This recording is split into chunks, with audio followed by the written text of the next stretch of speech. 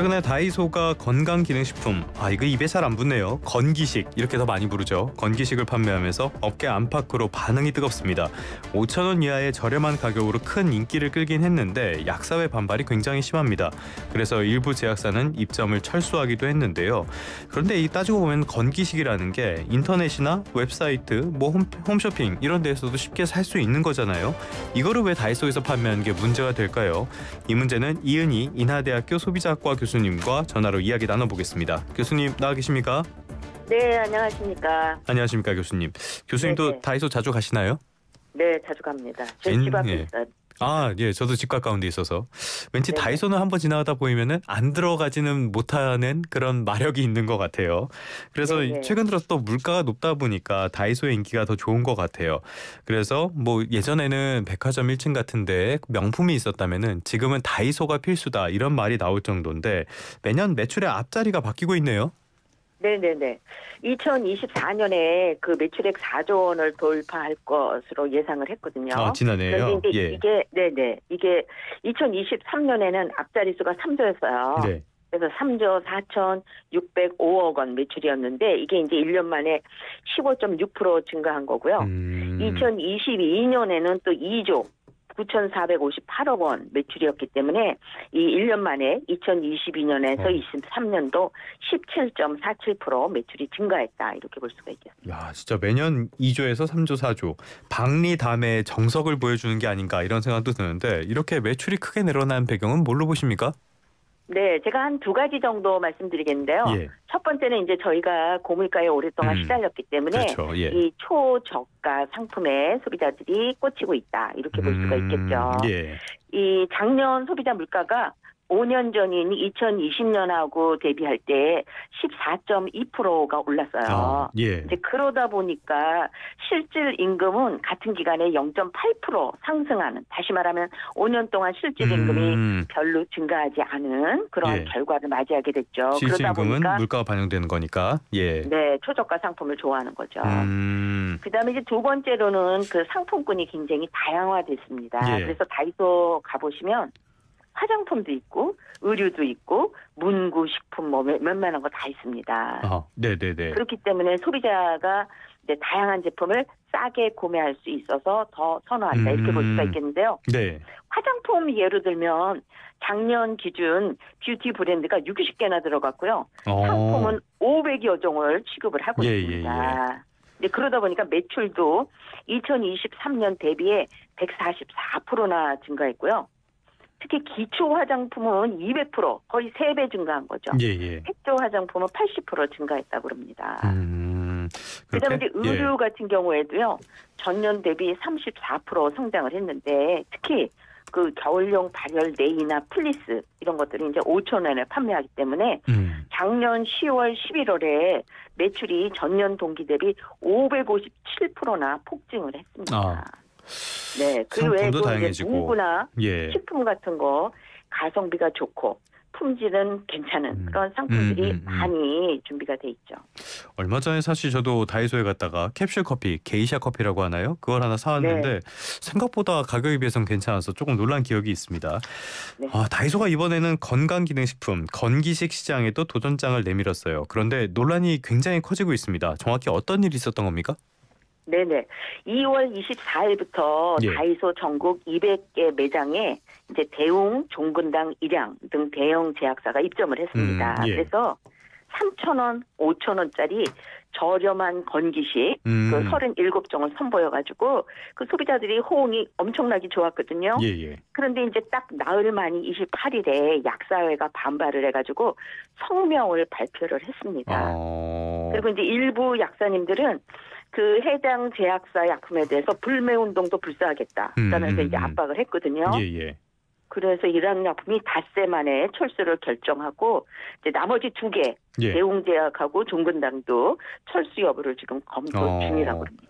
약사회 반발에 그 약품사들이 반응을 했다라고도 볼 수가 있겠는데 약사회에서 왜 이렇게 반대를 하는 겁니까? 이 건기식이라는 게 어디서나 살 수 있는 거잖아요. 반대하는 이유가 뭡니까? 그렇죠. 그 약사회의 주장을 좀 정리해서 말씀을 드리면 이제 첫 번째가 이게 이제 약국에 들어가는 거하고 다이소에 들어가는 거하고 동일한 제품으로 소비자가 오인할 가능성이 크다. 아. 그러니까 똑같은 제품인데 다이소가 심하게는 10분의 1 가격이거든요. 예. 그 똑같은 제품으로 오인할 가능성이 크다. 이게 이제 하나의 이유고요. 그다음에 이제 두 번째로는 그 표시에 원료사 출처를 이렇게 쓰지 않았기 때문에 네네네. 품질이나 안전성에 문제가 있을 수가 있다. 아. 그다음에 이제 세 번째로 이분들이 주장하시는 거는 약사의 어떤 전문적 상담이 없기 때문에 이제 소비자 피해 가능성이 있다. 이렇게 주장을 하시는 겁니다. 핵심을 보자면은 실제로는 다른 제품인데 같은 제품처럼 착각할 가능성이 있다. 품질과 네. 안전성에 문제가 있다. 이 부분을 들 수가 있을 것 같아요. 이 부분들 네. 교수님께서 보시기에는 납득이 되는 부분입니까? 근데 이제 사실은 그 동일한 제품이 아닌 거는 맞는데요. 예. 근데 문제는 뭐냐면 성분이나 이제 함량의 차이가 있는 거지 근본적으로 다른 제품은 아니거든요. 그래서 이제 그런 것들을 사실은 소비자가 표시사항을 잘 읽어보고 약국에서 파는 거고 다이소에서 파는 거고 함량이 좀 다르다를 파악을 하고 소비자가 선택하면 되는 것이다. 이렇게 볼 수가 있겠습니다. 아, 그렇네요. 모든 건 또 시장에 맡기면 되는 문제이기 때문에. 그렇죠. 예, 만약에 가격만 저렴하고 효과가 뭐 형편없다 그러면 소비자들이 선택하지 않겠죠. 네네, 맞습니다. 약사회와 다이소의 갈등, 이번이 처음은 아니죠? 예전에도 있었던 거 아닙니까? 네네, 맞습니다. 동성제약의 그 염색약으로 세븐에이트라는 게 있거든요. 예. 작년 6월에 이제 문제가 됐어요. 그래서 이제 이 세븐에이트 염색약이 그 약국 공급가보다 3,000원 저렴하게 다이소에서 판매를 했어요. 예.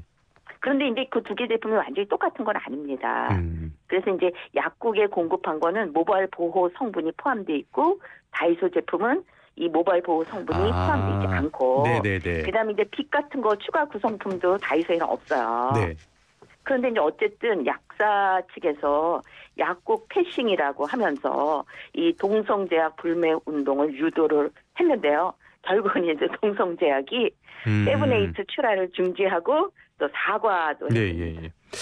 약국도 꽤 큰 시장이다 보니까 무시할 수는 없었던 것 같습니다. 결국에 문제가 되는 거는 그렇다면 밥그릇 지키기 이 부분일 것 같은데 건강기능식품의 시장 규모 어느 정도나 되길래 이러는 겁니까? 네, 아까 앵커님께서 온라인에서도 팔리고 홈쇼핑에서도 판다 이렇게 말씀하셨잖아요. 이게 이제 2024년 국내 건기식 시장 규모가 한 6조 440억 원 정도 된다고 그래요. 크긴 크네요. 예. 네, 큽니다. 근데 이제 이게 온라인에서 70%가 팔리고요. 예. 오프라인에서 30% 팔립니다. 그런데 이제 이 오프라인에서 약국이 제일 많이 파는 건 아니에요. 네네. 오프라인 중에서 대형 할인점이 5.5%, 다단계가 5.2%, 약국은 한 4.2% 정도 판매를 하고 있습니다. 예.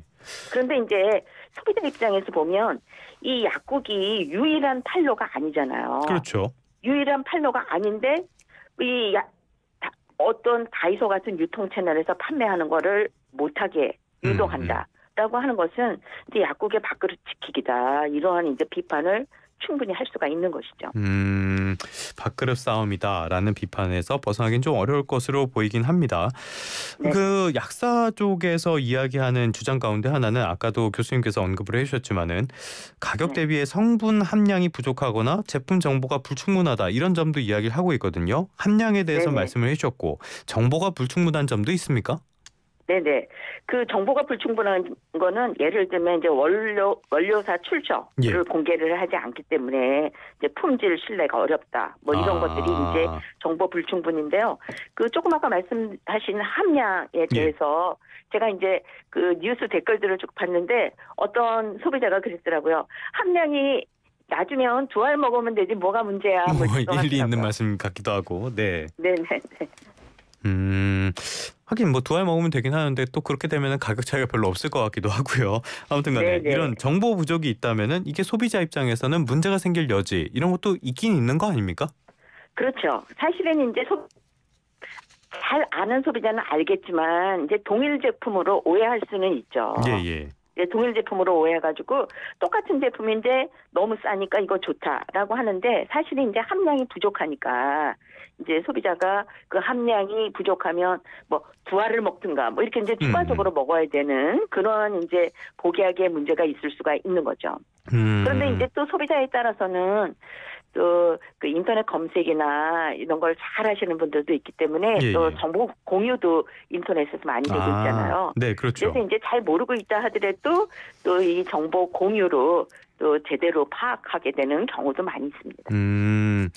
알겠습니다. 어떤 면에서는 뭐 돈이 없다면은 저같이 돈이 없으면 집에서 라면 먹는 거고 돈 많은 분들은 뭐 호텔 가서 식사하시는 거고 이런 차이가 있는 것 같기도 한데 네. 결국엔 공정위가 나섰어요. 사실관계 확인에 나섰는데 왜 공정위가 나서게 된 겁니까?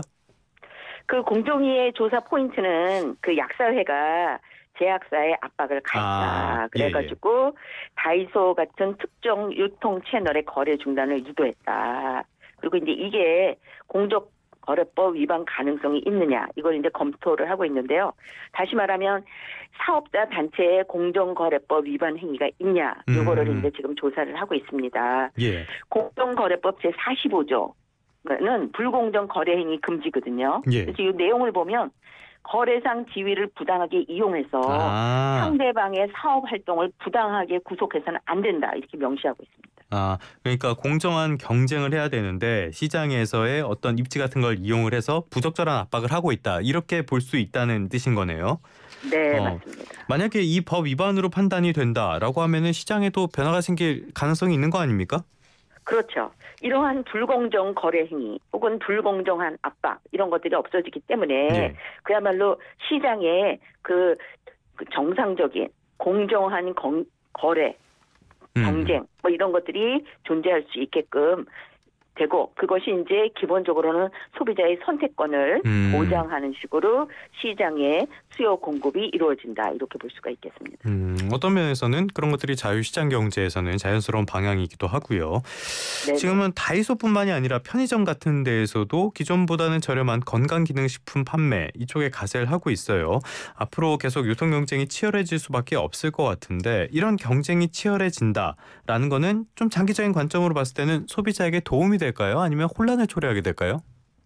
뭐 혼란의 가능성도 없지 않아 있다고 볼 수가 있지만 이제 소비자의 입장에서는 소비자가 원하는 곳에서 구매할 수가 있고 그다음에 이제 경쟁이 치열해진다는 얘기는 사실은 시장의 경쟁이 치열해지면 소비자는 이익입니다. 왜냐하면 가격이 내려가고 그렇죠. 품질은 좋아지고 이제 가격은 내려가죠. 이제 공급자들은 고달프고 힘드실 테지만 그래서 이렇게 경쟁이 치열해지는 것 자체는 시장 자체로 보거나 소비자의 권익 측면에서 보면 바람직하다 이렇게 볼 수가 있겠습니다. 하긴 뭐 경쟁이 심해져야 만약에 경쟁이 없는 시장이라면 소비자들은 비싼 값을 내고도 그곳에서밖에 샀을 수가 없을 테니까 이런 면에서는 소비자에게 도움이 될 것 같습니다. 그런데 이럴 때일수록 품질 관리나 시장 관리 더 필요할 것 같기는 해요.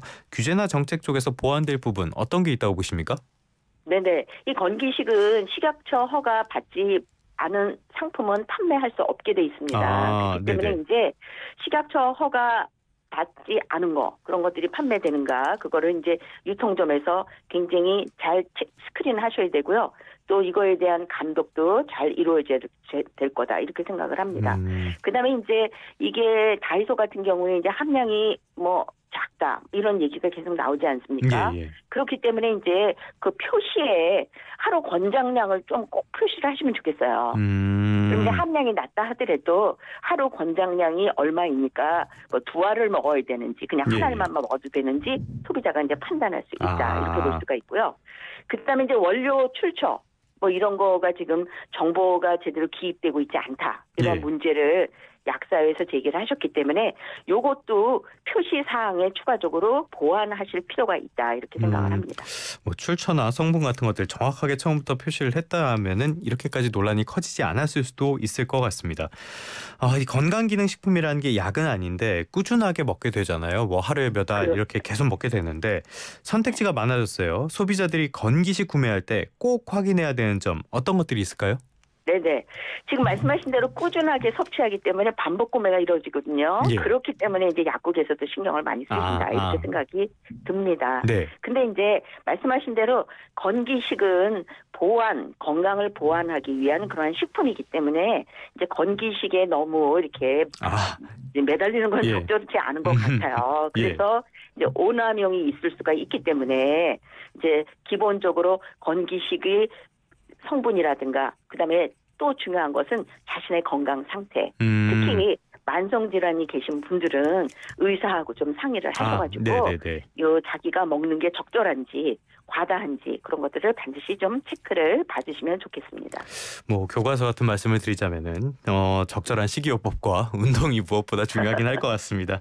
알겠습니다. 네. 지금까지 이은희 인하대학교 소비자학과 교수님과 함께 다이소의 건기식 판매 그걸 둘러싼 다양한 논란들 짚어봤습니다. 오늘 말씀 고맙습니다. 네, 감사합니다.